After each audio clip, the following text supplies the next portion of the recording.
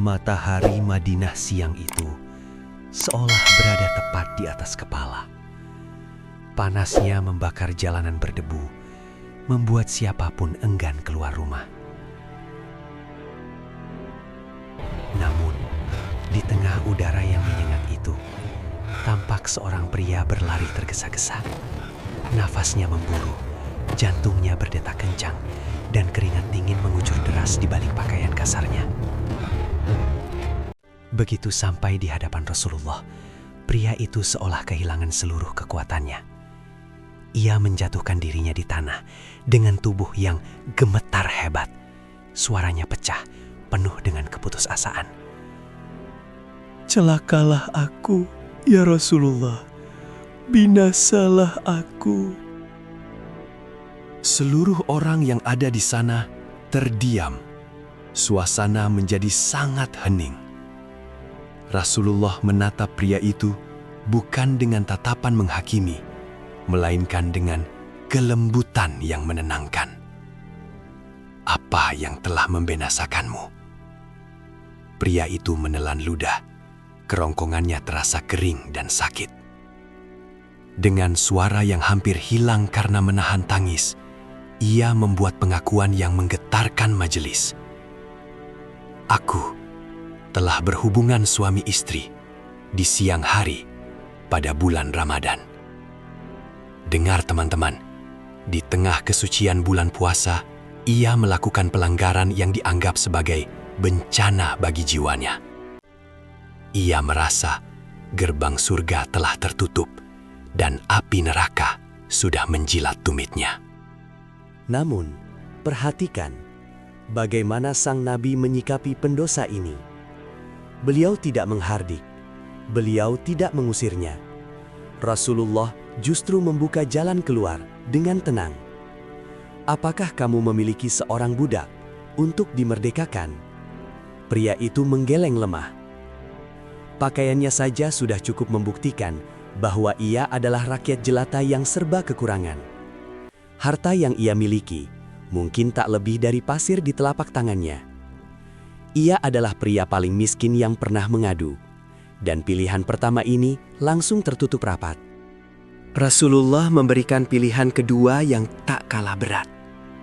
"Apakah kamu sanggup berpuasa selama 2 bulan berturut-turut?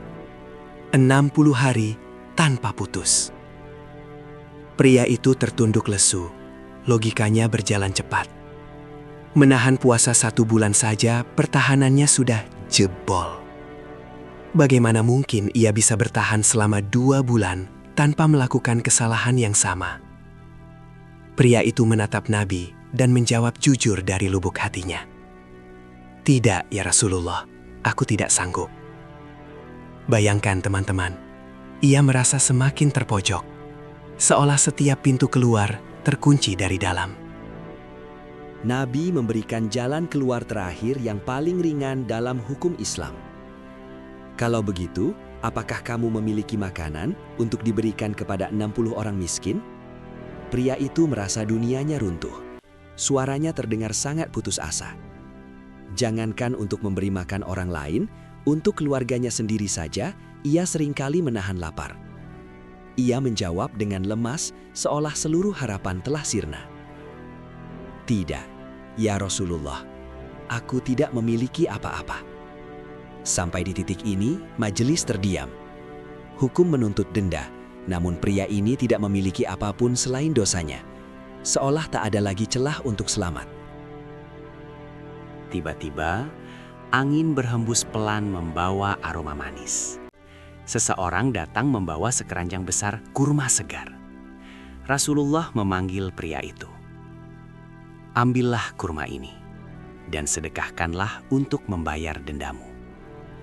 Mata pria itu berbinar, harapan muncul seketika. Namun, dengan kepolosan yang luar biasa, ia justru bertanya kembali, "Apakah harus kuberikan kepada orang yang lebih miskin dariku? Demi Allah, tidak ada keluarga yang lebih miskin dari keluargaku." Mendengar itu, Rasulullah tertawa lepas hingga terlihat gigi geraham beliau. Inilah puncaknya. Sang Nabi memutuskan, Kalau begitu, pergilah dan berikanlah makanan ini untuk keluargamu. Bayangkan teman-teman, ia datang membawa dosa besar yang membuatnya merasa akan binasa. Namun, ia pulang membawa ampunan, sekaligus makanan gratis untuk keluarganya. Inilah bukti nyata gaya dakwah Rasulullah. Kisah ini menjadi bukti bagi kita bahwa rahmat Allah selalu jauh lebih luas dari rentetan kesalahan kita. Terima kasih sudah menonton hingga akhir. Jika kisah ini menyentuh hatimu, dukung Rintik Iman dengan klik like dan subscribe. Jangan lupa nyalakan lonceng agar kamu selalu mendapatkan tetesan hikmah dari sejarah Islam. Sampai jumpa di kisah menakjubkan lainnya. Wassalam.